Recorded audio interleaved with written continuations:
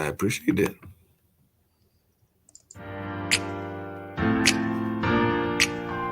Make that little musical thing go.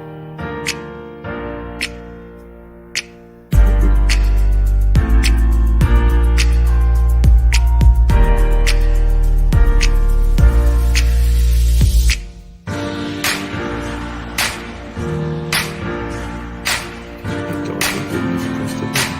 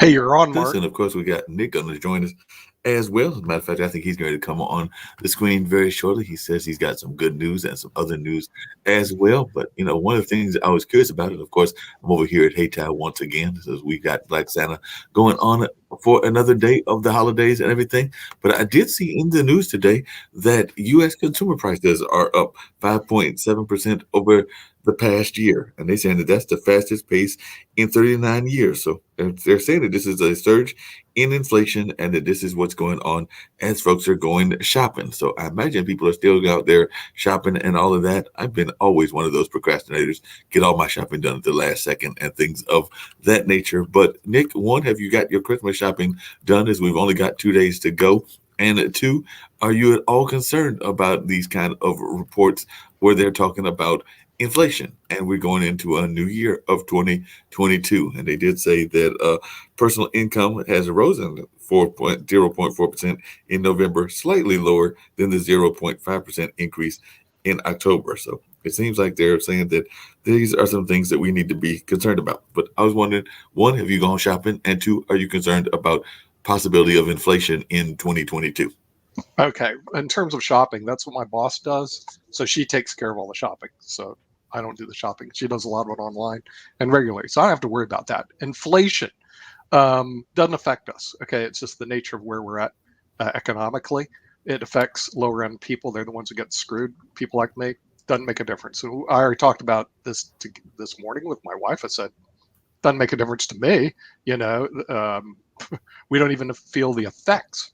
But I would imagine, lower end people, it makes a big difference to. So that's where it's with inflation. Now, what does affect us is COVID-19. I Right. mean, the thing is that stuff is a real problem because I travel and I have travel scheduled right now for Miami and I travel for New York City. So I've got in the next couple of weeks going out to 2 different cities, and I buy all my hotels and cars and everything in advance. So this was bought out months and months ago. And the problem with that is that I may have to cancel. And part of the reason you buy in advance, you get better deals. Okay. Okay. I mean, I like the book, The Millionaire Next Door. Look for the deals, baby. Okay. But the problem is that because of COVID, I might have to cancel New York and Miami. And because this thing with Omicron, here's my opinion of it, it's going to get a lot worse, Mark, Well, because Americans aren't taking it seriously. In the Republican Party, which I know that you worship and love, there's only a oh, yeah. 60%. There's only a 60% shot rate. The Democrats are over 90%. Well, that means the exposure is incredible. Going out on COVID-19, where I could get infected even though I'm fully vaxxed. I could still get the bloody COVID, and being asthmatic, that's not fun. I can tell you that right now. So that to me is the biggest problem I'm looking at is COVID-19. It's not the inflation, doesn't affect me. COVID does. And in terms of Christmas, we bought out months before. So, I don't know how Sasha's doing in Canada. I did like his show yesterday. The Modern Investing Show has certainly having those small caps is a real treat because I don't know that much about small caps. I don't even look at them. So, Sasha, what's up with you in your part of the woods? I'm afraid, Nick, that we are both are just too old for small caps. It's very fascinating. It's very interesting, but it's not. It's definitely for younger people, and it's good for people who are not worrying about preservation of capital idea, Sure, but they right. want to actually score big. And when I scored big when I was much younger, I did not know even what it is, a preservation of capital. What capital? What Sure. No, I totally understand it, but a lot of our viewers are young people, and right. the young people may like to listen to the small cap. Absolutely, the absolutely. small cap. So we are going to develop this article, and actually, I have. Although I'm much older than I was when I scored big first, but I feel that not all of this behind me. I still have something ahead of me still. And I would like to pursue it, obviously. Now about shopping, normally same thing situation with like with Unique. My wife does all that, but in her situation where she's now, after breaking her hip. Well, how is she doing? That's usually not so well, good. she's at home now, recuperating. It's a slow process, like every day. She can still play chess. Yeah. Okay. Yes. Life is good then. Yeah. Even when she was in rehab, I brought a chess set and a clock, and we played speed blitz games. So it's still there. Right. She didn't break her head, just a hip. Yeah, well, you need your hands. You need your hands so you can move and hit the clock at the same time. Your hands are still okay. And if you're a really good speed player, it's one motion, boom, like that. And you. So, Sasha, I've got to tease you and ask you because it's the holidays and everything. So, are you the better chess player, or is she the better chess player? And she's the Canadian champion. I must admit, she's still a better player. I got as close as possible. I can play some, say, 10 games match, 5-5, maybe lose 6-4, but this is it's a great progress. And when we would wipe me out easily. Why do you think he does investing? I mean, his wife was 8-time Canadian champion or some crazy thing like that. And she played in 14 Olympiads, mostly on first board. She's got once gold medal on second board, and she's got bronze medal on first board. And she was facing people like Maya Chuburdanidze, world champion at the time. Yes, I know Chuburdanidze. She drew her. Really? She beat Pia Kramnik. World champion, by the way. Pia Kramnik. We have people saying hello to us, by the way. Top 10 most of the time. Yeah. John Neeb was saying hello to us and everything. So I don't know who John Neeb is, but John Neeb said hello and said hello to us. And definitely we're going live on Brandon's Twitch. So at some point we got to play his ad and everything. Oh, that's true. Right. And I have to do a shout out to Sharon Ensley because she goes, well, are you going to mention me? So I mentioned you. Okay. For what it's worth. I have to do, your little shout outs and stuff like that. Yeah, but we do have some really great news coming up on the network. We are going on to Roku. The whole network's going to go plop and be on a fairly large streaming network. I thought we could have it done by the 1st of January, but it probably is not going to take place because it takes a while to work through their system. But it will be sometime maybe as early as February or maybe late January. I don't know. It really takes time to work through the computer system to get everything set up to go on to Roku. But it's definitely going to take place, and it's going to take place soon. So all the shows are going to be moved over in a streaming OTT platform all on Roku. So you can just turn on the Roku. Can I understand? Yeah. So on Roku, people would go to Pod TV, and it would open them all available programs, and then they would select whatever programs they want to watch. No. Okay. What would happen is it would go to the Pod TV, and it would show whatever sequential show that's available at that hour. Okay, so your show on Chess Stars, I think it's 3 o'clock Saturday. It'd show 3 o'clock Saturday Chess Stars, and then So it shows a schedule of shows. it's scheduled. Yeah, it's Oh, scheduled okay. television. So the thing is, and the thing is, and we're still working with the developers whether or not these shows can go in live, or actually have to tape them, transfer them over into a file, and then put them onto the disc, which means the World Edition, even though it'll go live on LinkedIn, YouTube, Facebook, and all that other stuff. Okay, it may be on Roku an hour later. All right, because of you got to transform it. But if you want to learn more, Sasha, go to, and I've encouraged all the producers to go to tvstartup.com and sign up for their free demo, and then you'll see what we're doing. They have a free demo. The demonstrations, they're live demonstrations that go on all the time, and the developers will basically go through what they do for us. Don't bother to pay for it; it's already been paid for. But just go ahead and listen to all their stuff. What I call their pitch. It was pretty good pitch, So we definitely have to check that out. I'm going to get to the polls. I know that you just love those polls. I love the polls. So I was telling Rex Lee polls. about that. I was telling Rex Lee about the polls because he did get 1.5 million views on one of his shows. And the minute he gets there, you know what they do? They pull him, just like they pulled my poll, because they say you have too many views. And so they're a little frustrated with Cyber Talk because the guy that we met yesterday is really perfect. The guy with the Saber, security thing for a different show, Cyber Talk. It's not, I looked at it's not really good for my shows. Okay. But so he's so frustrated because he's going through the same thing we are. The minute you hit a streak mark and you're doing well, they shut you down. Once we go to Roku, they can't shut us down. It's over. And shut us down, and we can even do more polls. And I did do those 2 polls that you suggested yesterday. The one about whether we needed to do a lockdown, and I've actually got some news about that, as well as whether we needed to consider stimulus packages. So both of those are out there as well. But as to your presidential poll, we are at 20,319 views for the second poll and everything, and 614 votes. And right now it's a runaway. Trump is running away with 50%. Obama's 27%. Carter's got 16%, and our good old friend Andrew Jackson has got 7%. But yeah, no one cares about these old presidents. It's kind of funny. They go, even though they technically may be the worst, they don't drum up many votes. And also, there's a big demand to throw Biden into the mix, Mark. There is, and I don't know when you're going to do that. I think he will get thrown into the mix at some point or another, but there's definitely a big push for that. I don't think it's going to be the next one because I got a couple of people, including one of Sasha's favorites, because I think I'm going to throw Woodrow into the mix next time around as well. But that being Mr. Wilson and maybe LBJ. But yes, I think Biden will probably be one of the early ones. Maybe that's how we'll celebrate his 1-year anniversary.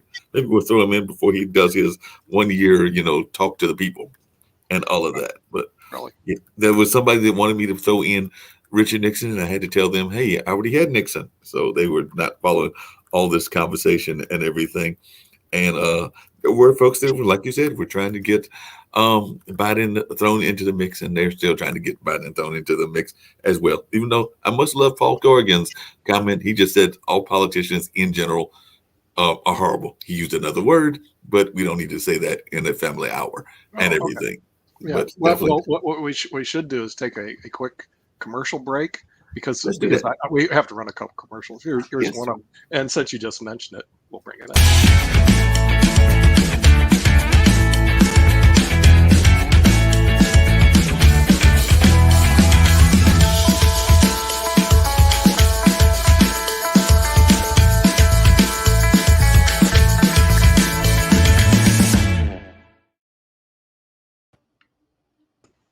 Since that's your thing, the worst presidents is on Tuesday at 1:00 live, and of course you can also watch it AVOD or. Hey, I like that. Yeah, that's going to be a nice party and everything. Yeah, but Dr. Fauci said that large gatherings this holiday season are not safe, so he doesn't want you to have big time New Year's Eve parties, and he's definitely not trying to have large families. So doing a White House COVID-19 news briefing. He said to stay away from large gatherings, which he defined as 30 to 50 people. So that might rule out some New Year's Eve parties, maybe not the home New Year's Eve parties, but definitely some of those big functions, because he said he called parties and larger gatherings a higher risk but he said it would be safe for fully vaccinated people who are boosted to attend smaller family gatherings. So, if you're going to hang out with just your immediate family, that might be but all right. here, okay, whatever he says doesn't matter. Here's what's going to happen, because they Yes. already have the stats come out. There are 100 million people that are traveling to see family members during the Christmas season, Mhm. and they're all going to spread this Omicron virus like crazy. And then January 1st, everybody's going to party down. They're going to spread it again like crazy. By January, when I'm traveling, Omicron's going to be really, really nutty. That's what's going to happen, which is one reason I'm in Pfizer stock, Sasha. It's your only hope, Obi-Wan Kenobi, because the thing is, Americans aren't listening. They have wax in their ears. They don't understand. Oh, I don't understand. And everything's a conspiracy theory or whatever small-minded things that they're thinking about. It's not this. And so we're going to have a really sick puppy here, probably in first quarter, which means that I'm not going to travel, and I'm going to be really upset because I can't go to Miami Beach and I can't go to New York, and it's just horrible. It's a first world problem. It's just At going to least be I won't be in the horrible. hospital. I won't be in the hospital. But, Yeah, we don't want you in the hospital. Hey, But, even back on Tuesday, Biden had said that he's not going to shut the country down again, even with that Omicron variant spreading rapidly in the U.S. and accounting for 73% of all of the confirmed infections. So he's already said that he's not going to shut down the country again because he's afraid of what that might do. He's just tired of it. I mean, after a while, you get sick and tired of it. Here's the reality. All right. If you're vaccinated, at least you'll get sick, but you won't die. And if you're not, you may die. Okay. And that's just the realities of it. And after a while, I think people are just like anybody who gets sick going forward. It's a voluntary thing, so you're forearmed. You already know. And even us, we're going to not go to any of the parties. We're in a distance because my kids are coming back from Los Alamos, New Mexico. Mhm. And we're supposed to get together when they come back. Well, we're not. What we're going to do is get together in a socially distant format because they're going to see people in Los Alamos we don't know. They're going to see people on the plane we don't know. They're going to see people in the airport we don't know. They could all be infected, and they could be an asymptomatic carrier. I mean, that's the realities of it. Okay. So smart money goes, okay, we've already made a decision. We're going to get together, but it's going to be in socially distant outside. Unfortunately, that's what you have to do. And if the data comes in January, which I believe it's going to happen, it's going to be absolutely horrible. You're going to see data you haven't seen before that are people sick, people dying, hospitals fill. Then what happens? Your travel plans are going to be canceled. And right now, Mark, I'll have zero travel plans after those 2 weeks. I'm not even going to book in advance because these people they're not taking this thing seriously. To them, it's like, oh, well, it's affecting my trip to whatever. Yeah, it is. It's one of these stupid, weird, deadly diseases. And I would look into alternate plans. Supposedly, I think traveling by car is becoming an option. It's safer Sure. than flying. I agree. I agree. Traveling by car. When I went to Italy a couple months ago, and Switzerland and Greece, they actually took it seriously. They had face masks. We had to have tests. We had to have vaccine cards. Now think about it, Sasha. Before you board the plane, you have to have a test. You have to show your vaccine card, and you must wear a mask. Okay, they call that taking it seriously. Yeah. You come to the United States, they don't have that. Now, Italy, part of the reason why they wiped out a bunch of people over there because of COVID-19. So they got religion here, buddy. The U.S. they're wiped out in the hospitals, and people don't even see them. They're just another body bag tag in a hospital. And so the thing is, we don't see it. Our media has done a horrible job, absolutely horrible job, of showing what this actually does. They really are, really hard. And so what happens is, because we're not taking it seriously, you're right. If you're in a car, your wife, you're vaxxed, you go down, and then you go see two people that are vaxxed, you're probably okay. That's not a big deal. But if you sit there and you're going to go mingle with a bunch of other, I didn't go to most of the holiday parties. I said, forget it. You stayed away from those and everything. But some people are now saying that there's a push among some of the schools. I think that there's going to be a delay at Duke of in-person schooling and things along those lines in January. I think there's been a push of even some of the grade schools to push back as well. and to open up later or to kind of like reinforce stuff in 2022. So, like I said, I've only got my 2 nephews, no kids of my own. I know y'all have grandkids. At least I know you do, Nick. I think you do as well, I have Sasha. 3 of them. Yeah. But that being said, what are you hearing about the whole concept of kids, and are you concerned about the grandkids maybe not even going to school back as early as they would have in the past? Because a lot of people are saying that that's very frustrating for the kids, and it may not even be good for their health. So I was wondering, what is your thoughts as a grandparent?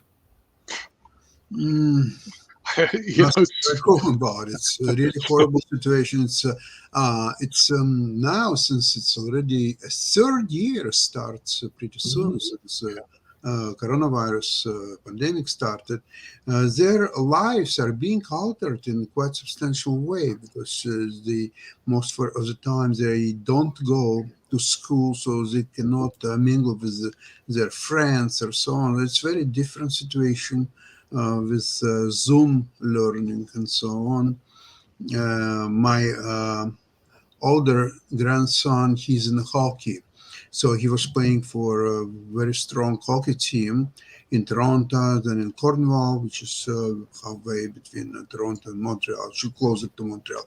And all that was canceled. So he hasn't played hockey for a year. Now he's traveling to Virginia, where he's offered a place in a team and entrance to the university there. So we'll see how it goes, because that may also not materialize. He's leaving in 3 or 4 days, and I don't know what's going to happen with that.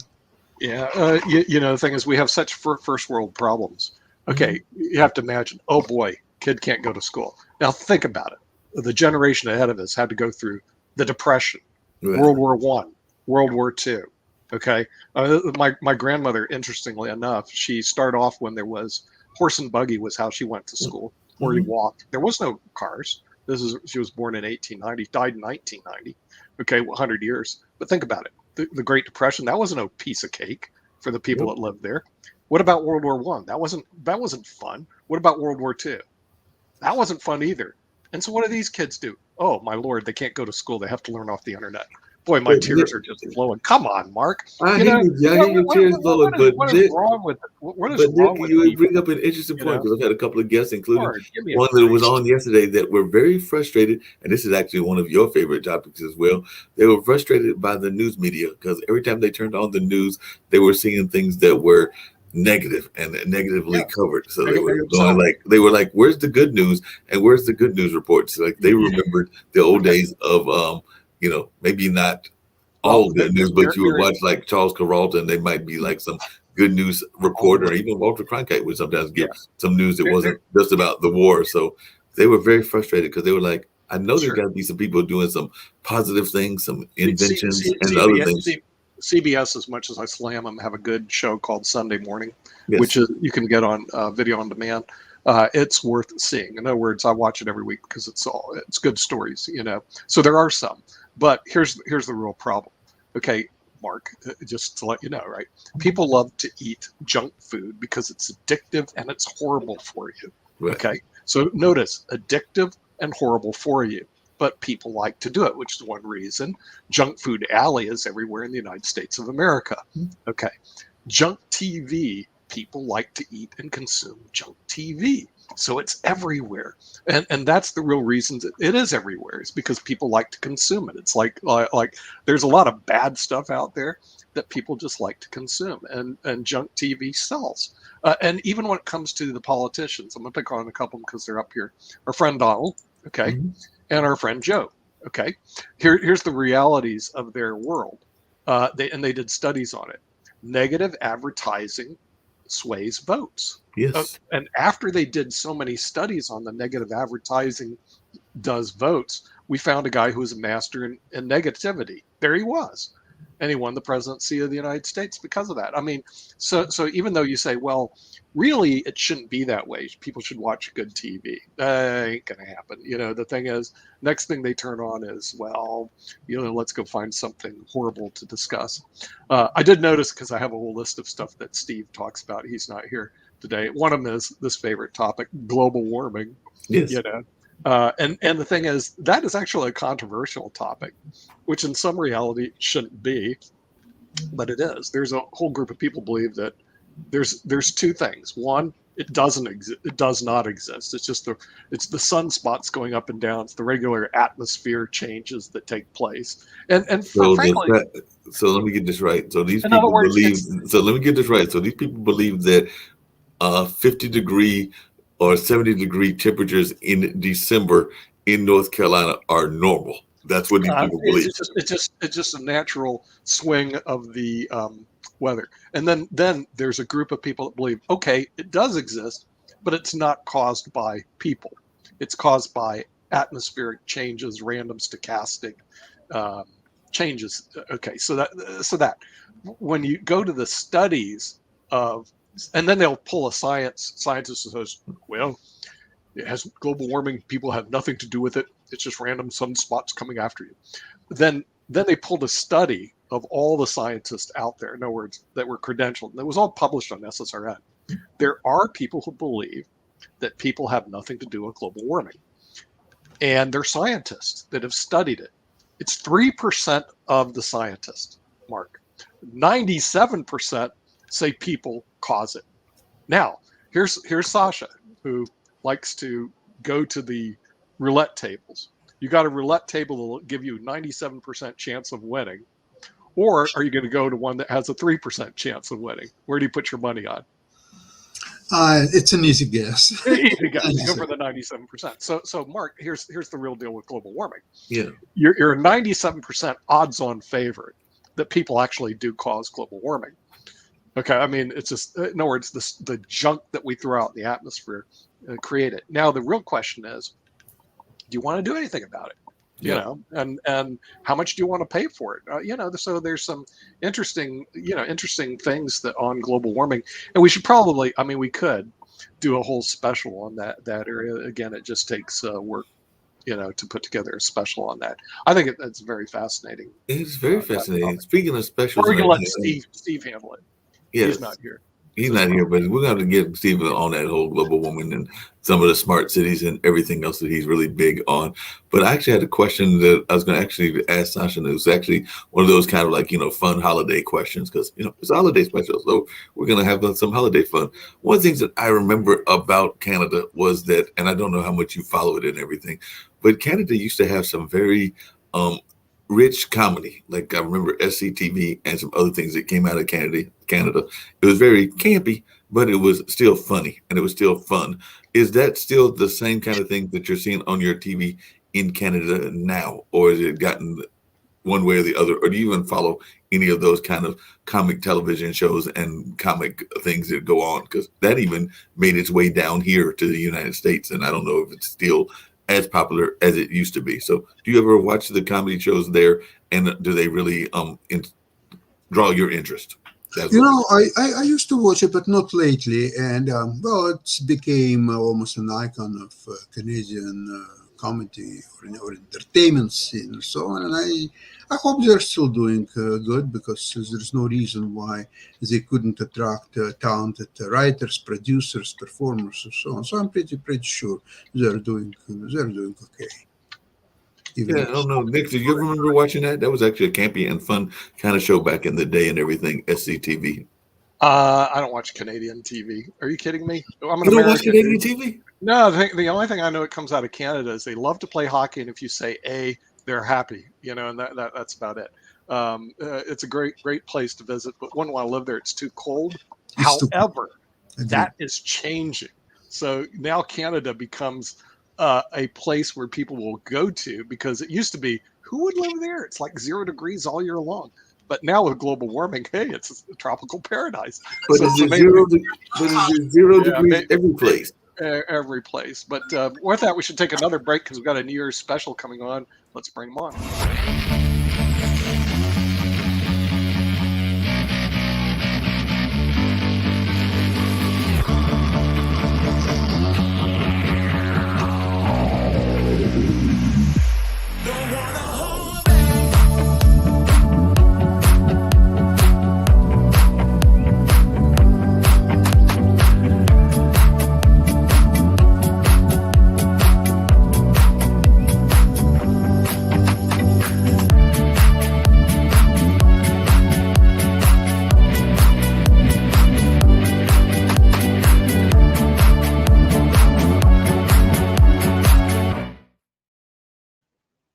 I don't know how he's going to do the cocktails. I mean, I saw the ad, Mark, and I was going like interviews and cocktails. And Well, I know he's gonna the mix some gaming. drinks. You know, he'll have his drink while he's in his place, and they'll have their drink while they're in their place, and they won't be in So the they do same place.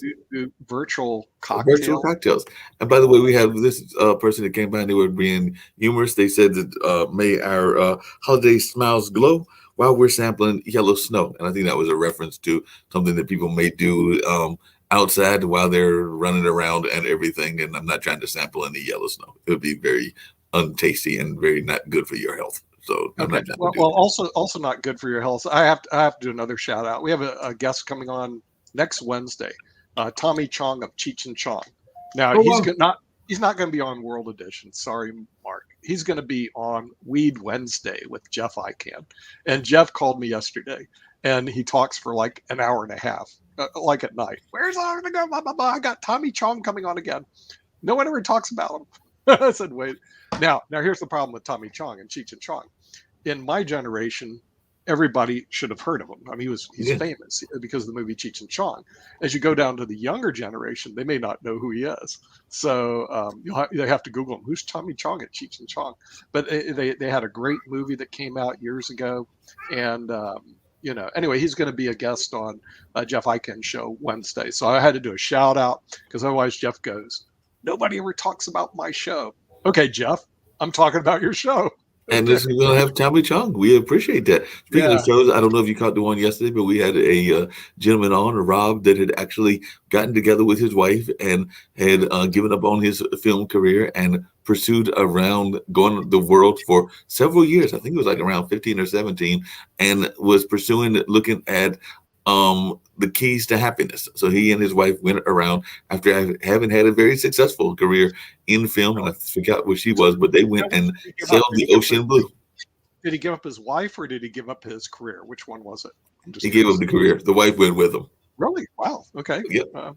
That's pretty impressive. Okay, good. It was good. impressive. Good Yeah, to they, get, they, people do they that went out there. around and traveled. Yeah. We also had another guest who had gone through some very tumultuous time because she had actually been assaulted when she was a youngster, and she comes from the Latin American society, but she is definitely doing a lot of things to raise awareness and to make a better life, not just for herself but others that have been victimized. But one of the things that she did after she came to terms with what had happened to her as a teenager was she at some point or another went skydiving. I told her, and there was Rob was a pilot, the Edgertons were pilots.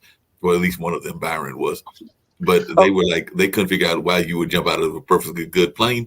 That's my attitude as well. But maybe the two of you have thought that y'all wanted to go skydiving. So have either one of you tried skydiving, and was it something that inspired you or interested you? Because apparently the Griselda said that it was fascinating and she just had a blast doing it, but still didn't quite convince me to do it. But maybe I'll get convinced by I think you got to do it when you're much younger. Sasha, do you ever do skydiving?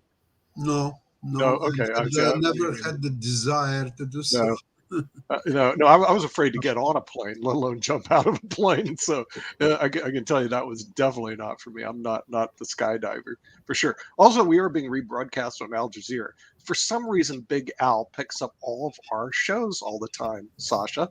They love it. The BBC has been spotty. They'll pick some up. They won't pick some up. And there's frankly nothing I can do about it. I sent it over to the BBC. They'll either say yay or nay. They picked up a lot of them, but they don't pick up all of them. Al Jazeera picks up all of our shows. I mean, it's just sort of amazing. So for some reason, we're liked in Qatar.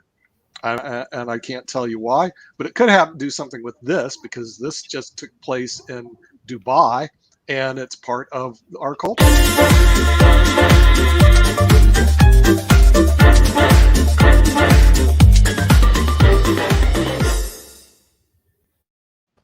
Now that's a fast commercial, isn't it, Sasha? Well, remember in Dubai was the last World Championship. It was the last World Championship was in Dubai.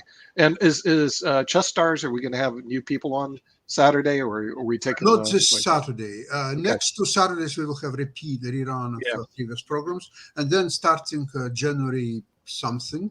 Right. I forgot what it is, 8th. I think January 8th, we will resume our new Yeah. exciting Well, program. that's what we're going to do for Economics Monday and Media Monday. We're going to have repeats this Monday, and then we're We're going gonna to have resume. repeats on this Monday. Yeah, That sounds like a we're plan. going to resume back in January. I already have really some good guests lined up. I've Dennis Stearns lined up from the Stearns Financial Network, and he has about 1.6 billion under management, and he's part of a $80 billion group. A good guy. I've known him for 50 years. A chess player, of course, Really and great.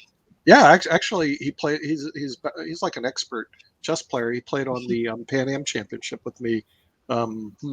1977 Oh my or gosh. 76, Wow. something like that. So I've known him for a long time. 76. Anyway, he developed a nice size AUM practice here in the United States and manages about 1.6 billion. He's going to be on the 10th. I got him confirmed yesterday. For the 10th, And that'd be great. And we got some other yeah, amazing guests coming as well.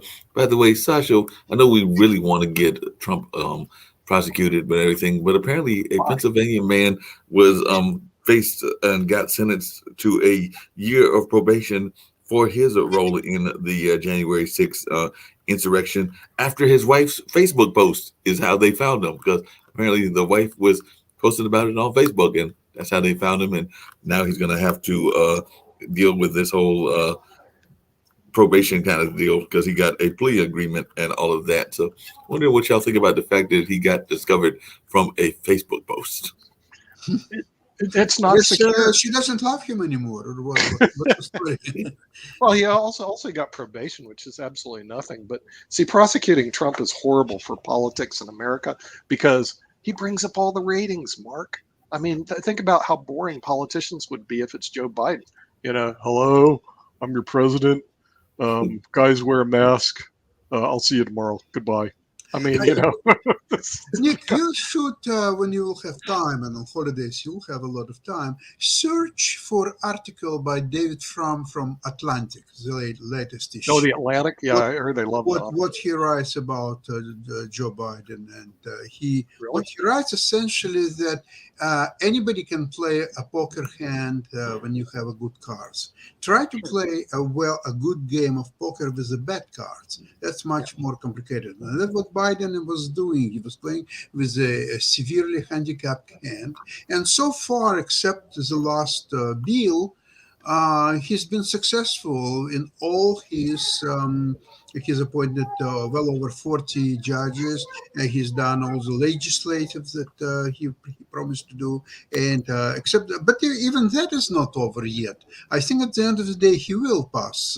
He will go through this Manchin defense, and will make it through. But even without that, he's done basically everything. So if you don't count, it's not even fiasco in Afghanistan. He's done exactly what was supposed to do. The horrible thing is that 13 lives were lost unnecessarily.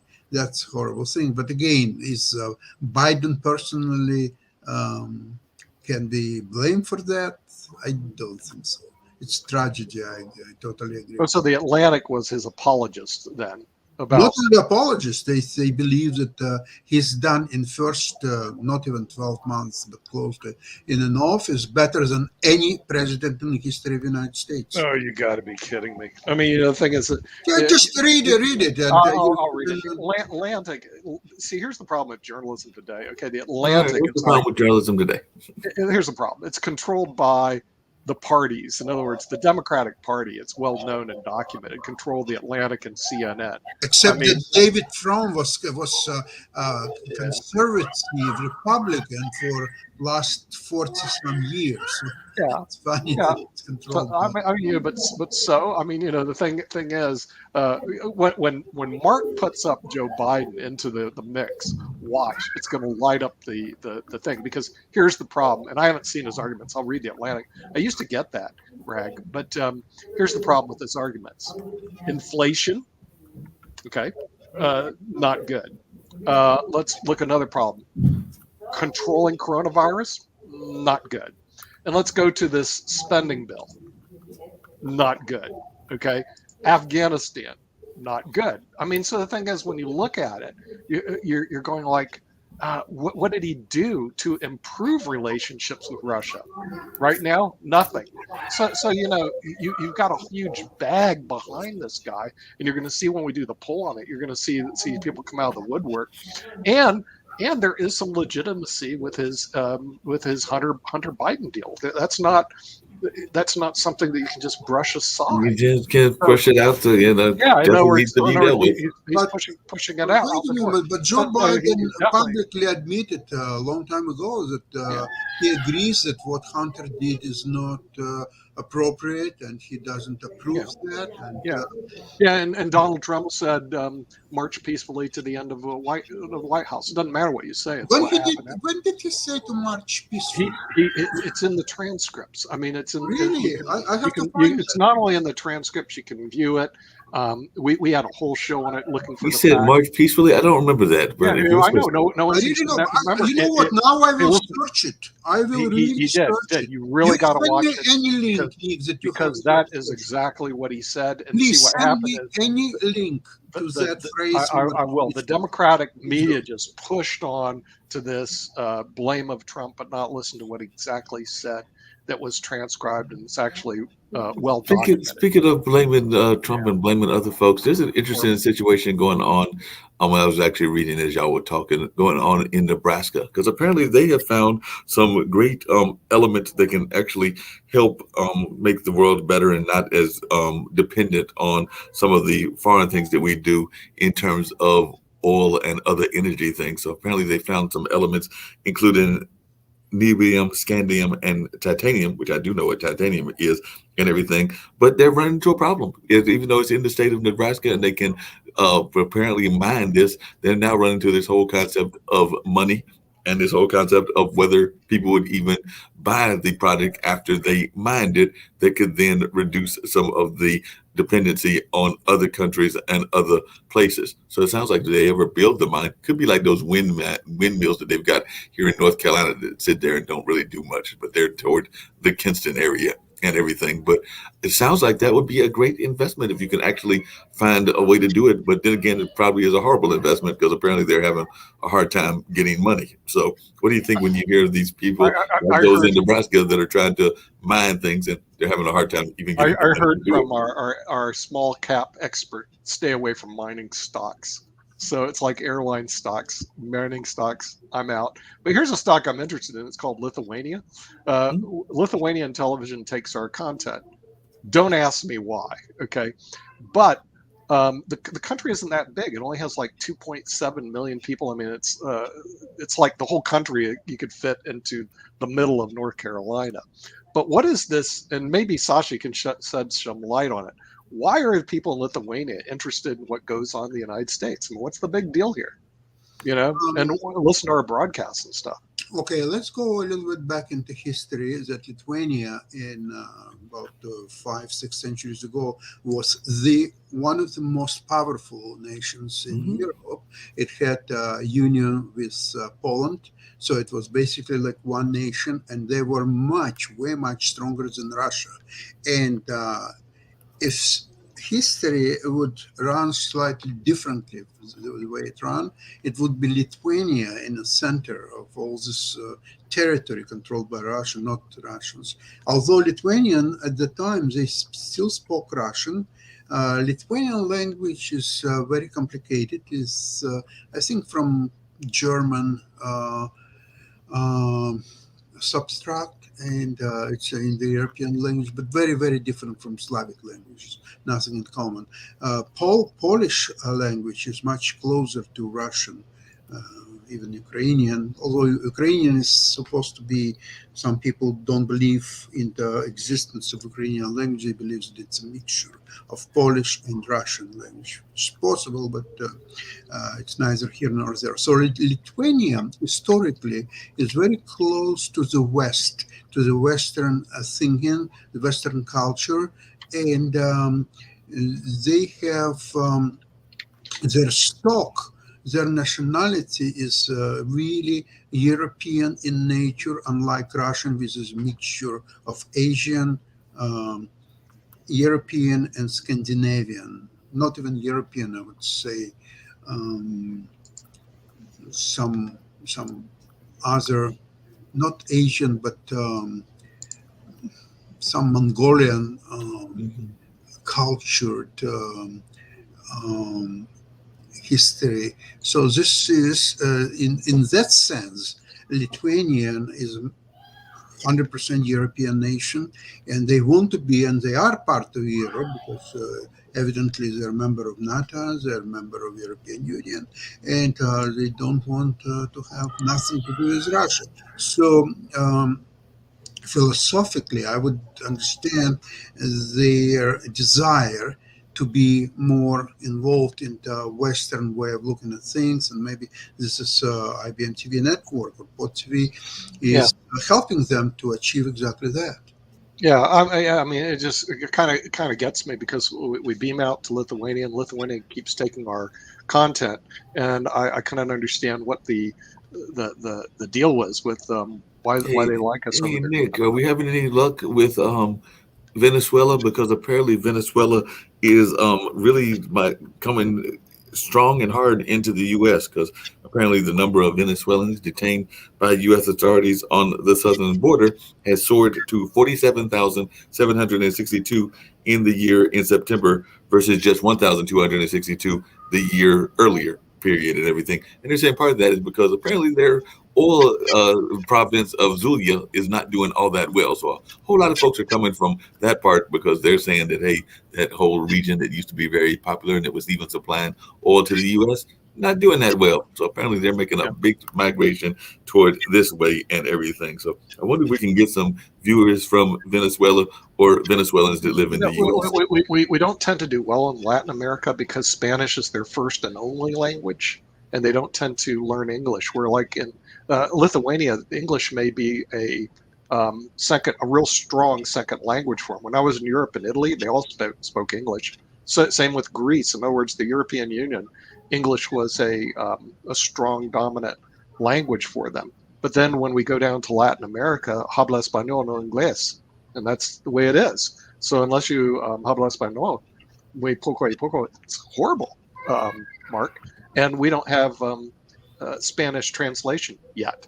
Eventually, the computer programs will be able to instantaneously translate all of our stuff into Spanish, and then we'll be in the Latin American markets. But right now, it's very, very difficult because Spanish is a first and dominant language for the people there. Even in Russia, Sasha, when I was in St. Petersburg, they all spoke English over there. You know, at the Petra Palace, they spoke English. The police spoke broken English. We had tough time communicating with them. The people that were selling stuff, they all spoke English. I mean, it was pretty amazing. Where I was fighting to speak Russian. It was tough. You know? Okay. If last time when I was in the south of France a few years ago, there were many restaurants where menu were in Russian, and some restaurants they had only Russian menu, not even in French. So Russians love to travel, especially because during the Soviet Union, in foreign travel was restricted 100%. So now they love to travel. They take it very seriously. And they very quickly learn that unless you know one of the languages where you are going, you're helpless there because when you're arriving, let's say in Paris, and you don't know any French, so what can you say? Nothing, and you don't understand nothing. But even if you know English, Sure. you're already somewhere. So with English, you can travel to France, you can to Spain, to Portugal, to Germany, to Scandinavian country, Holland, just any place in Europe, you are okay with English. So English is the most practical language for any country, including Russia. No, I agree with that and everything. But hey, Sasha and Nick, this may shock you and everything because this actually comes back to that city that you want to go to that you can't go to. They just, or might not be able to go to.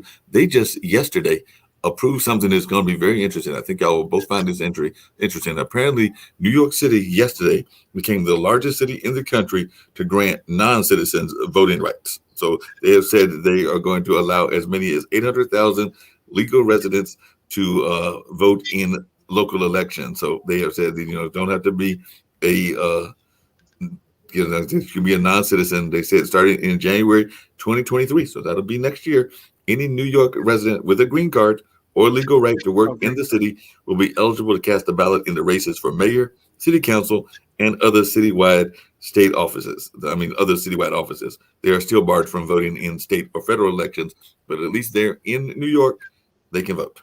Wonder what your thoughts are.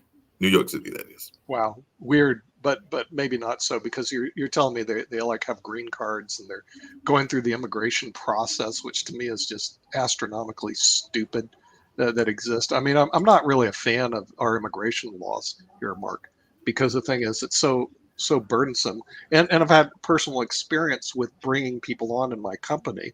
One came in from South Africa. She's retired now, but it took her 10 years to become a U.S. citizen. It was like horrible, this whole long process to become a U.S. citizen. And then she finally got it after 10 years. And then another one was from Canada, Sasha, and I brought her in on an HB1 visa. In other words, she couldn't work without an HB1 visa, and it cost us thousands and thousands of dollars to bring these people in. And they're all good people. There wasn't anything wrong. It was, we had to deal as a private company with our horrible immigration laws, and they've been horrible for years. There's all this talk about immigration reform. Nothing should take 10 years. And then let's make matters worse. Okay, the statute of limitations for people that are illegals here. The statute of limitations has been around since 1215. You know that if you commit a legal act after a period of time, you're barred by the statute of limitations. All attorneys know it, and all attorneys use it. You know, after a couple of years, barred. You know, usually 2-3 years. We don't even have a 5-year statute of limitation on illegal immigrants. It's just it's a absolutely atrocity with all these smart people in the United States. And all these lawyers that they graduate. You're telling me this is the best we can do? No, it's absolutely horrible. And to lie to the world saying, "Bring me your tired, your poor, your huddled masses," and it's a complete lie. It sits on what is it, Statute of Liberty? You know, strike that stuff. So what we need to do, and I know part of what Biden's trying to do is immigration reform. I keep hearing about it, but why isn't it independently done by our members of Congress? I have no idea, but it's just. It's atrocious. I mean, it's just the worst system in the world, immigration in the United States. By the way, for people thinking about coming here, don't bother. Go to Canada. It's a better country anyway. Go to Canada? Well, and the weather's going to be better now.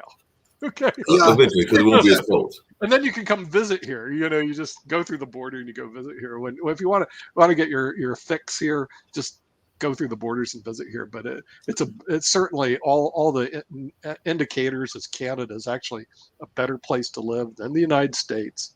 Less crime, you know, better social structures. I don't know why anyone would immigrate here. This place is awful. We're going to talk a very interesting detail, so you will appreciate really what US means. At least one angle is when last time, right before the COVID, I was traveling with my wife to Latin America, to Buenos Aires. And I was about to arrange ticket to fly, and I wanted to also to acquire travel insurance, although it's part of American Express or so on, but I wanted to have complete coverage. Right. So the main question, what is your flight route to where you have stopover? Yeah, Buenos Aires. I said, well, there are two ways. One, I can have stopover in Florida, and another one I could have actually non-stop to São Paulo, and then a short flight, 3-hour flight from São Paulo to Buenos Aires. So in one case, if it's a stopover in São Paulo, the travel insurance would cost $150 per person. And if through Florida, stopover is in Florida, then it's $450 per person. Really? Plus, if something happened to you in Florida, although you're just changing planes, so you're there maximum 2 hours. Yeah. If something happened there, then the expenses associated with maybe you will fall, maybe you will get sick in the hospital or so on, or maybe even die. So the consequences are very different whether you are in Florida or in São Paulo. Yeah. So supposedly in São Paulo, it's all process is much cheaper, and therefore it's much cheaper to cover than if something happened to you in Florida, because it's a part of the United States still, as we know. Right. Yeah. Wow. So I assume you went to Sao Paulo then. Absolutely right. Yeah. I mean, that's ridiculous. The That's price an easy spread one. shouldn't that be that high on travel insurance? I guess you took Air Canada also, right? Yeah, we took Air Canada Yeah, to good- São good Paulo, and then some local airline. I don't remember which one. Right to Buenos Aires. To Buenos To Buenos Aires. Aires. Yeah, that makes sense. Yeah. Hey, See, so Buenos Aires is on the list of a place I think would be good to travel to. So I have it on my travel list. Brazil is not right now because they got a wingnut leader. I'm not sure what they're doing. Yeah, they say I've got actually a friend of mine that's from Brazil, and she's told me that he actually makes that the Don look like a mild case of crazy, because she's actually told me that he's worse than the Don is. So yes, I don't know that you want to go to Brazil, because she's told me that's not really happening. Yeah. See, when you have the whole world and you say, okay, where am I going to travel to? There's some things that are on the list and some are off the list. And when you get, and it's so easy because you can only go to so many places. You just go, okay, this place is crazy, and you just knock it off the list. You're just not going to travel there. Why should you? You don't want to travel there. And I've heard Belize is a great place to visit, and that's actually on my list. I've got some friends that have visited. Yeah, Belize is fine, but El Salvador, no. Okay, But El Salvador are accepting Bitcoin. I know they're accepting Bitcoin, Yep. but the whole place is run by a bunch of crooks. I mean, what are you going to do? Bitcoin's perfect for El Salvador. I think it's going to be their national currency, but also because of the crime rate and the murder rate there is the worst in the world. Why would it's anyone go supposed to to El be Salvador? horrible there, but I don't know if y'all know this, but Jeff Bezos has apparently said that the pandemic is over, because the company has supposedly Amazon shortened employees' breaks because the pandemic is supposedly over.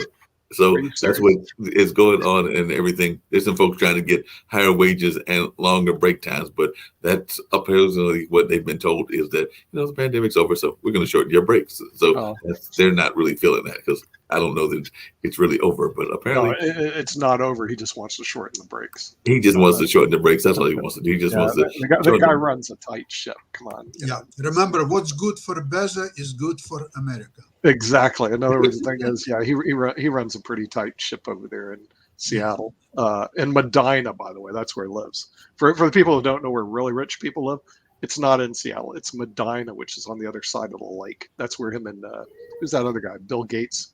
Is that where Bill Gates hangs out at? Yeah, it's on the other side of the lake. It's a nice little enclave city called Medina.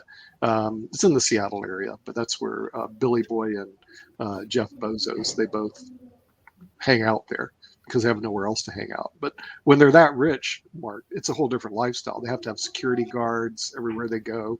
It's almost like they have the FBI working, a secret service working for them 24/7, and you can't. Well, you asked for 2 other polls, and I just launched those recently. So we did ask people whether they would support a lockdown, and right now, not necessarily at all, has got 0%. I am good with stricter rules has got 43%. A lockdown is not necessary has got 29%, and maybe if things get worse has got 29% as well. So we've got a few votes on that one, and we've got about 105 views, and I just did that while we were talking. So that was what is going on in that. I also asked people about the stimulus package, and I'm going to see if I can pull that up and see what folks are saying. It looks like I got some early votes on that as well. So we'll see what happens as we get ready to wind down and everything. But yes, it does look like folks are not really feeling on the lockdown, and I agree with them. I'm not really feeling the lockdown either. Yeah, and the lockdown stuff, I know that's just not that popular right now. But at the same time, I think this thing's going to go out of control next year. I just don't see any data coming in that's really good. All the data coming in is pretty bad. So I think that's going to be the biggest problem facing early 2022 will be COVID-19. I think that's still going to be a big problem. I agree with you. And the economic stimulus, we've got an early 5 votes, and I could surely use it. Has got a couple of votes. I don't expect we will get it. Has got a couple of votes, and desperately needed by all has got a vote. The economy is good. Don't need it. Has got no vote. So right now, everybody's saying that they would like to have some sort of stimulus coming to them and everything, because the option I gave of the economy is good and don't need it, it's got no votes right now. Yeah. Well, when you say the economy good, and we'll probably cover it on our Early Economics Monday program, they did a couple things interesting. Joe Biden, here's something he did good. He pushed the student loan repayments out to May, but I don't know if they've really even addressed the student loan crisis in the United States. $1.8 trillion. And some of it, they really need to go to, if you want to do quantitative easement, the Fed starts buying the student loans and creates a 0.5% interest rate on them. Seriously, that's what they need to do. But this goes back to the lack of leadership in the United States Congress and the President of the United States. It's horrible. You know, we have the sad part, Mark, we got a lot of smart people in this country. They usually work for private companies where they own private companies. Then you got a lot of dumb people. They usually work for Congress where they're the President of the United States. And that's the reality of it. You know, and I'm just going like, you know, some of the solutions are actually fairly simple, but they're clouded through all these special interests that it never seems to go to the forefront. And it's just, it's horrible to watch, but it makes good theater for television. So, you know, bring the Don back, baby. Bring him back. He's great. He's great for TV. He'll always say something incredibly What do you stupid. think are the chances that he will be indicted, actually, and more than once? Wow. You know, I would like to go to Las Vegas and figure out what. I'm sure the Vegas guys have. Why don't you go to your friend David Johnson? Yeah, David Johnson. And he will tell you that it's over 100. Hey, you know, just when? What we could do. See, I haven't looked at the legalized gambling laws. I know they keep changing on that. We could do is post the odds and run a bookie on stuff like that, Sasha. You know, be the house on. Start with very simple to answer question.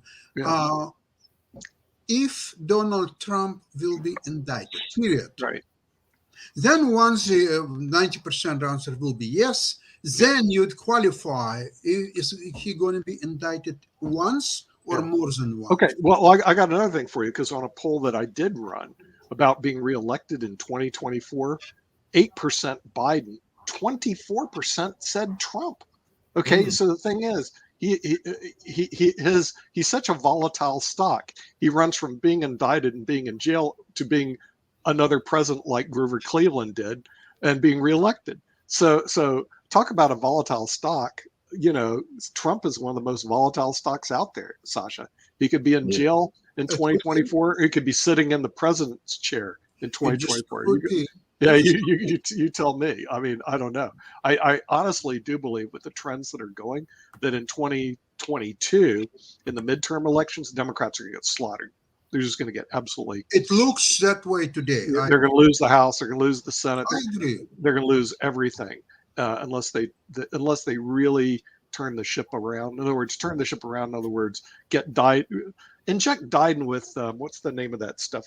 Pretogen or something that brings his brain cells back or something. I don't know. You know, do something where the guy actually sounds like he knows what he's doing up there. And if that happens, maybe it can turn the ship around. But the way I see it, the ship is heading toward the iceberg. And in 2022, not the Titanic. 2022, you don't want to say you're a Democrat, baby. You're going to say, I don't know these guys. You know.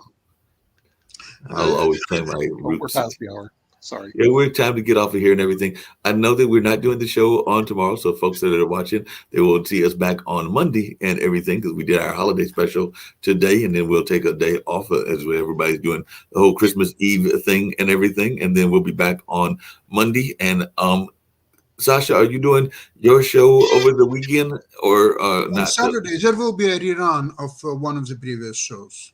Okay. So we're going to have a rerun on that show, and then we'll have some reruns on Monday. And then I do know that the radio show will have some guests, because I've already booked those for Monday after Christmas and the online dinner party. But we will be having some mixture of reruns and non-reruns next week. Is that correct, Nick? Yeah, I believe so. Next week is going to be kind of a sort of a week off, you might want to say. All right. Except Brandon has this New Year's show. New Year's Eve. Of course. And I think And we're that's going to definitely be, going to be joining that party. It's going to be a big party. yeah, I think that's going to be what And they do Friday I night. hope we'll have live the financial show because the market is open and Okay. it will Yeah. be the last show of this year. So it Yeah. will be very interesting to just get a summary of what stock market did. Is our small cap expert going to be back again? Yeah. Okay, cool. Yeah, I mean, the thing is, like I said, it's a world I don't transverse into. I might actually have some, and bought into them, but I'm not really sure yet whether these were small stocks or not. But overall, I don't follow that whole area. I mean, I'm like you. I like the large caps. Give me 10% and let me go to sleep. So Stock. is small caps the same thing as micro caps, which Yeah, is the they're guy that I micro had, or is they caps. different? They're micro caps. They're like on the pink sheets, the OTC, and they trade. Because the guy I had was a micro cap guy. The guy that was on it's the. micro cap. The more you think about the microcap and the way Marius described that, and I agree with everything what you said. In fact, the more I think about it, the more I'm close to conclusion that the small caps are actually for wealthy people, not for not so well-to-do, because you have to basically allocate certain amount of capital. Let's see, start with at least $10,000, more likely $100,000, and bury it for say 2 years. Don't even look at that. And how many people can afford to take $10,000 or $100,000 and just completely forget about it? Right. Yeah, because the thing is, you have to be like a long-term. Well, I mean, and also they're not income producing. You're just basing everything off growth. In other words, the company must grow. You're not going to receive dividends. And here's the other problem: it can crash. The places I'm in ain't going to crash, and if they do crash, they come back. So it's almost like a no-brainer. They're just better. And then what I get my clients into are different. But I did find something out yesterday, which I got to do some research on, which is going to change the market a little bit. I got to talk to our people in the office. Here's the interesting thing in the market: in profit-sharing plans and pensions, even certain pensions, profit-sharing plans, you'll be able to buy private equity deals in these pensions and profit sharing plans. Now, why is that a big thing? Okay, let's say I want to invest $10,000 into whatever. Okay, if it's after tax money, I got to pay taxes, then I invest. Yep. If I get a tax deduction for it, I'm a high earned income person because I put it in my profit sharing plan, I can go invest into his deals, but deduct it as I go into the investment. And that was just past December. The new rules came out December 21st, 2021. So this is a game changer in the world, at least where I work in, Sasha, where I work with high income people making $500,000, $1.5 million a year that are always screaming for tax deductions because they don't get it. They're going to pay 30, 40, 50% in taxes. If you say, well, you can now buy that private equity deal and deduct it, sweet. So we'll talk about that next time. Absolutely. Sounds good. Then I'll bring something to the table. Otherwise, I'm kind of worthless. Good. You're never worthless, but we're going to get on out of here, and we'll see y'all on Monday. And definitely we'll be seeing, folks will be seeing some of the reruns in the meantime. Yeah, because I don't think, Billy Graham will actually be live this evening as well. So we do have at least one more live program this afternoon because Billy Graham Jr., not the televangelist, but the other guy, will be doing his show later on this evening at 8 o'clock. Coco's actually going to be on, but she did hers as a recording and everything. So she's actually got an interview with Santa Claus. So we're going to have another interview with Santa Claus coming along with a great musician, and that'll be coming your way at 6 o'clock. Okay. All right. Thanks, Mark. We'll Thank see you you. then. All right. Bye-bye, Thanks, everybody. Bye-bye.